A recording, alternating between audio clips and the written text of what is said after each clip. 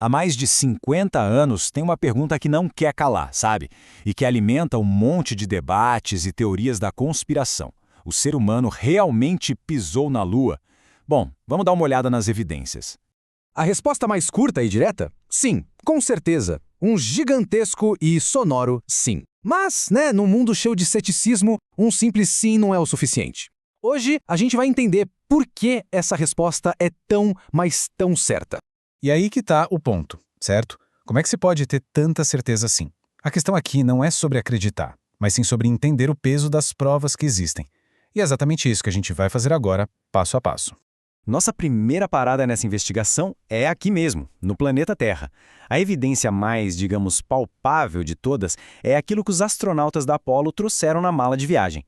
382 quilos. É isso mesmo. Esse é o peso total das rochas e do solo que as 6 missões Apollo conseguiram coletar. E o mais importante, essa coleção enorme não ficou trancada a 7 chaves num cofre. Não, ela foi distribuída para laboratórios do mundo todo analisarem. Tá, mas por que essas pedras são uma prova tão forte? É porque elas têm uma espécie de DNA lunar, impossível de falsificar aqui na Terra. Primeiro, elas são completamente secas, não tem água na estrutura delas. Segundo, a superfície é toda marcada por microcrateras de meteoritos, sabe? São cicatrizes que só se formam no vácuo do espaço, porque lá não tem atmosfera para queimar os detritos. E por último, a idade delas. Algumas têm bilhões de anos, da época da formação do nosso sistema solar. E tudo isso foi confirmado por cientistas independentes em vários países. Ok, isso foi o que eles trouxeram para cá. Mas e o que ficou por lá? Essa é a nossa segunda grande leva de provas. São os equipamentos e artefatos que continuam lá, na superfície da Lua, servindo como testemunhas silenciosas até hoje. Olha, um dos equipamentos mais geniais que eles instalaram lá foi o retrorefletor a laser. Pensa nele como se fosse um espelho perfeito. Ele não espalha a luz para todo lado. Ele manda o raio de luz de volta exatamente para o mesmo lugar de onde ele veio. As missões Apollo 11, 14 e 15 deixaram painéis desses por lá. E o mais legal é que esse é um experimento que está rolando até hoje. Observatórios aqui na Terra disparam um laser super potente na direção de um desses refletores e aí medem o tempo exato que a luz leva para ir e voltar. Com isso, a gente consegue medir a distância entre a Terra e a Lua com uma precisão de milímetros. É uma prova ativa que está acontecendo agora, enquanto a gente conversa. E se os lasers ainda não são o bastante, que tal umas fotos em alta resolução? Pois é, hoje em dia a gente tem satélites orbitando a Lua, como a sonda LRO da NASA, que funciona como os nossos olhos no céu lunar desde 2009. E o que essa sonda LRO enxerga de lá? Exatamente o que a gente esperava ver. As imagens mostram as bases dos módulos lunares, os jipes que eles deixaram para trás, e dá para ver até as trilhas das pegadas dos astronautas na poeira. Como não tem vento na Lua, essas marcas estão perfeitamente preservadas. É como se fosse um museu a quase 400 mil quilômetros de distância.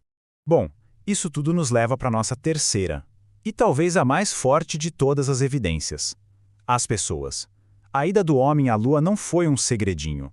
O mundo inteiro estava de olho, incluindo os maiores rivais dos Estados Unidos na época.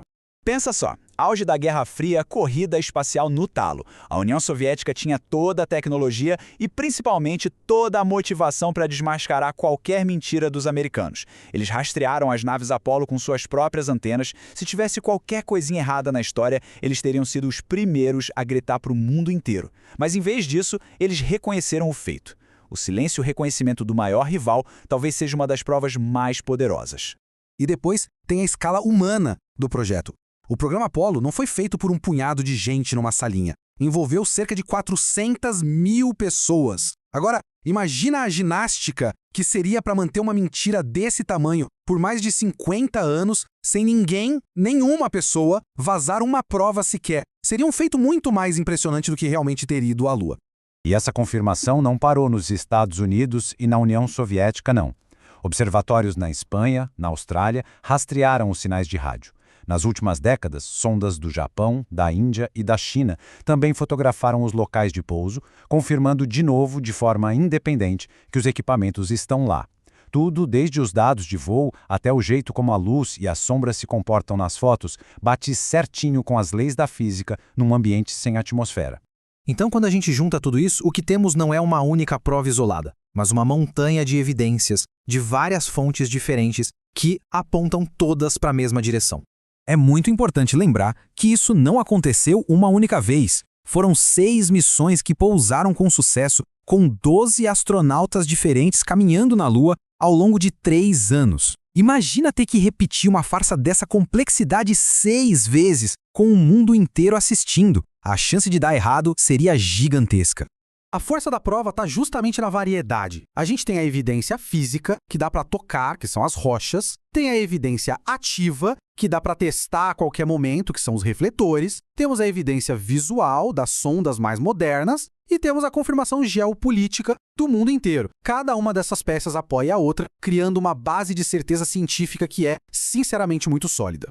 No fim das contas, a questão muda de figura. Duvidar dos pousos na Lua não é só questionar a NASA.